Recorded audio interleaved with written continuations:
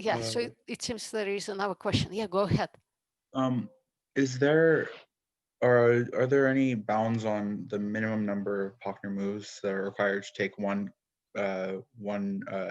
triangulation to another coordinate triangulation, maybe in terms of the number of triangles used in the? Yes, that's a good question. I think there's negative answers toward this. Like, I think it's like uncomputable, like to determine how many Pachner moves it takes to get from one to another. So yeah, that's my answer. I think. Go ahead, Steve. So I guess I have two questions. One of them is, in this paper that Bella mentioned, we had this definition of cross flips, but then in another paper, Satoshi Mirai and Yuzuki Suzuki showed that really of all the cross flips that you could cook up, there were really only like 3 of them in 2 dimensions that were necessary. So they came up with sort of a smaller family of these cross flips from which you could build all the other ones through a sequence of cross flips and their inverses. Do you have any intuition if something similar would hold here, that you have so many many possible cubical balls inside the boundary of a cube, but are there some of them, is there sort of like a core set of them that you actually need? Yeah, it's a good question. So I have thought about this, and my conclusion is you probably need all of them.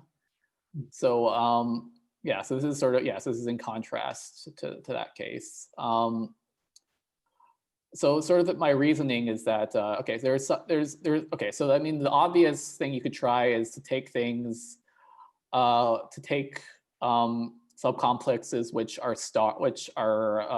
where such that one of them is a star. So you require one of them to be a star, and then then you place it with the other, or vice versa. So that's not sufficient. And the reason why is because that does not change the topology of the immersed manifold. So you have any such flip will only sort of move around the manifold without changing its topology.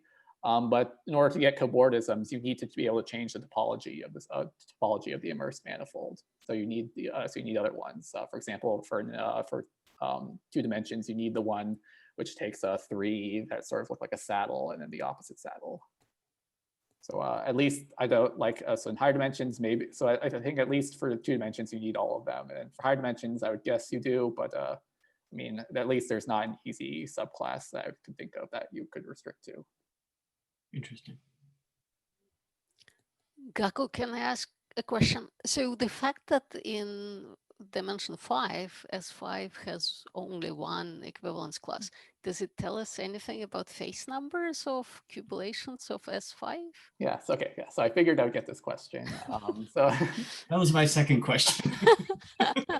Okay, so phase numbers mod 2 of cubulations were studied before this work by Babson and Chan.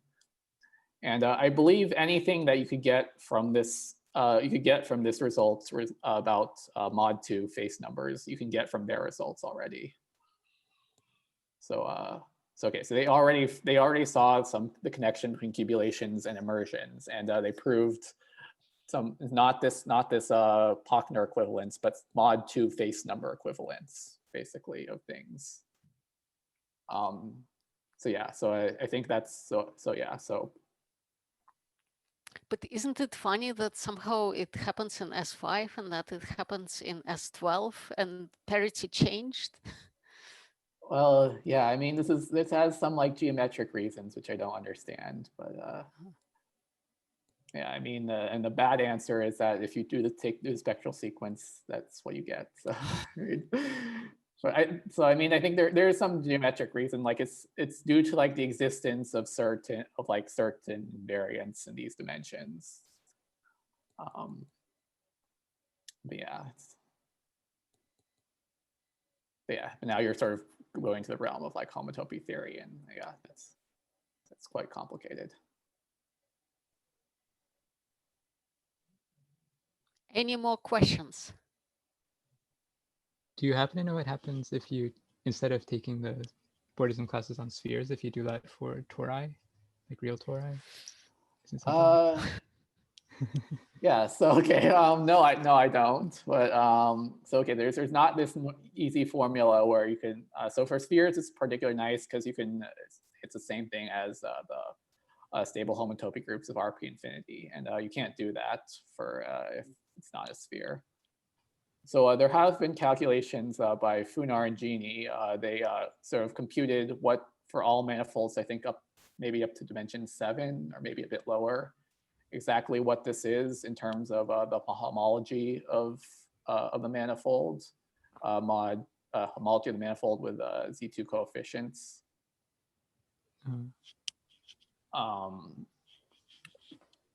But yeah, there is a way to do this, sort of do these effective computations, but then they're in relatively small dimensions. Okay. Yeah. Yeah. So I think maybe like for a two-dimensional surface, like for all surfaces, like if you just care about the two-dimensional torus, then there's definitely an answer that I can link you to.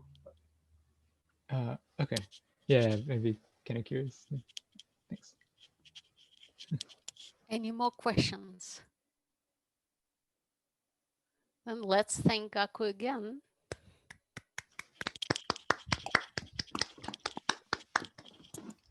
And so usually after the seminar, people who can spare a few minutes, we stay around and chat. So if you would like to stay around, stay around.